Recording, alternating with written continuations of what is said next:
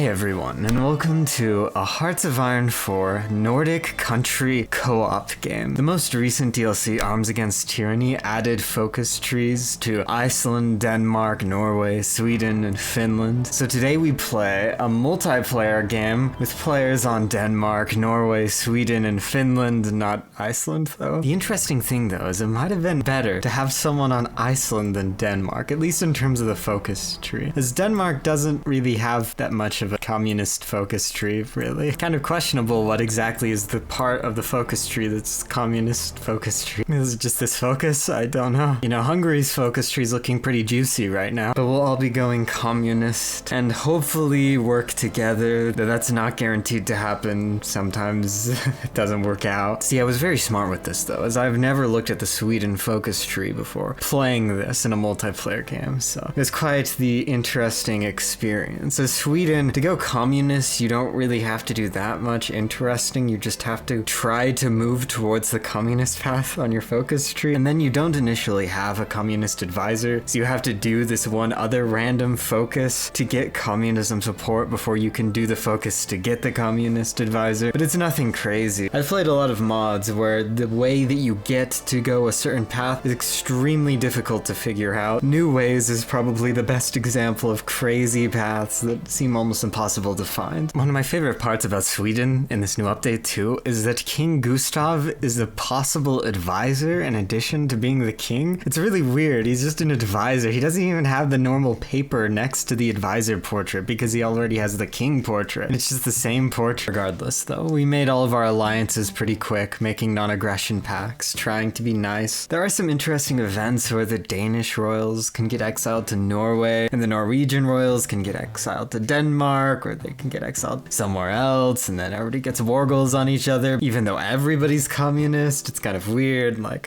Sweden got a war goal to restore the Danish monarchy, even though I was communist. I don't know. Lots of silly stuff, but by some miracle, we didn't declare war on each other. Our main goal, too, was to unlock the Nordic Council focus tree. The new update introduced a new mechanic in Hoi4 where there can be shared focus trees the multiple countries can do the focuses of, and we were really wanting to do that. It also has a lot of good bonuses for all of the countries to get, which would make us super powerful, in addition to already being the players who can be competent and make encirclements and make good divisions anyways. I also, too, as Sweden, could have tried to take Åland from Finland, but I decided to be nice and not to do that. As for industry, we all built up for a while. Sweden has the best industry, so I was a bit fortunate, and I was building tanks. Finland was building infantry. Norway was being the air controller, and then Denmark was building a navy. I promise it worked out somehow. And Sweden really doesn't have amazing manpower, but they do have enough manpower for tanks still.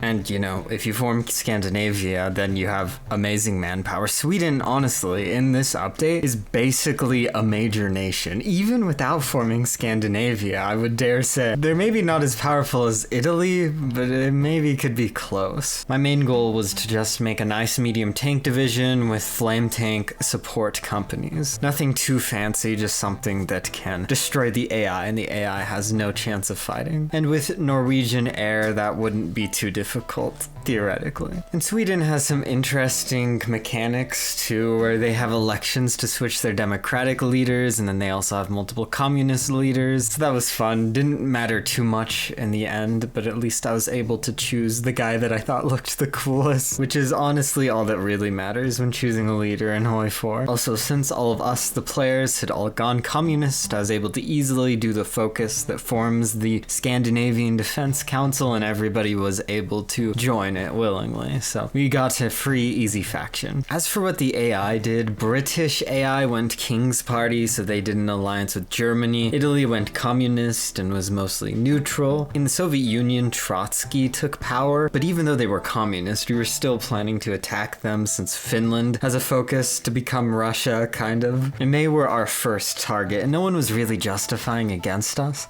so it gave us an opportunity to attack them first. And I was able to make a few tanks pretty early, and by pretty early I mean in 1940, which I could send to the front line, even though we didn't probably actually need tanks because this was the AI. Here are the divisions. They're nothing incredibly fancy, not even that meta against the AI, so don't actually use these divisions. But these are the divisions that I randomly decided to make today. And of course with the shark icon, the only correct icon for tanks in Hoi4. As for the start of the war, our main strategy was to try to encircle as many Soviet divisions as possible. We could easily push them out of Leningrad, but it wouldn't do us much good if we just kept pushing them back. We needed to do a lot of encirclements to make sure the war didn't go on for too long. So with my tanks, that was my main strategy. We were able to get air superiority too, even with only Norway really producing planes. The planes were much better than the Soviet planes, and we were able to get the green air needed to have the fast tanks. And the Soviet AI also was being funny and moved divisions off of their front lines, so I was able to expand very fast and just run in circles around them. I've spent most of my time in Hoi4 in single player, so I'm used to pausing the game a lot. So my tank micro isn't as good in multiplayer where there is no pausing. I guess in a co-op game it doesn't matter as much. I probably could have paused if I really wanted to, but things were still fine, of course. We were able to get a lot of encirclements pretty fast. A ton of divisions near Leningrad, some in Silesia. Eventually though, of course, supplies started becoming an issue as we didn't have many supply hubs, and it was hard to attack into new ones because of terrain, and tanks are meant to attack on plains, and across rivers especially, it's somewhat difficult. Eventually though, the Soviets just ran out of divisions and they couldn't hold their front line, and at that point we were able to snake. We purposely did stop at one point though, so that Finland could continue to build their collaboration government on the Soviets, and then once Finland finished that collaboration government, the increased collaboration government, the Soviets capitulated, and we gave most of Russia to Finland. I guess I got a puppet state and Crimea and Greece, so that was cool. And then Russia wasn't our only target. We had to deal with the British-German faction too. Germany and Britain had no other fronts on the continent, so it seemed like they would be pretty powerful, but now that we had control of Russia and the oil, and Norway had a great air force, and I had some great tanks, it was mostly free. Their divisions must have been in Africa or something crazy. Finland was able to battle plan pretty freely, and then my tanks were able to easily defeat Germany on the mainland and go towards Berlin. It was just a game of making a lot of encirclements before Germany could move divisions back to the continent and mess with us. Eventually though, Germany did capitulate and we moved on to France, which was controlled by Britain. Originally we wanted to leave Britain in France so they would be distracted and keep divisions in France and not defend their mainland, but it was just too free to encircle all the divisions there, so we encircled everything and pushed them off of France. Denmark was too able to win some key naval battles over Britain, weakening them even further, and then despite being pushed off the continent, they had no divisions on their island anyways, so Denmark was able to invade the north. I was able to land tanks in a naval invasion in the south in Dover, and we were able to capitulate Britain, ending things off as they were the only other major in the Axis since Italy was communist. And this is a map of how things ended afterwards.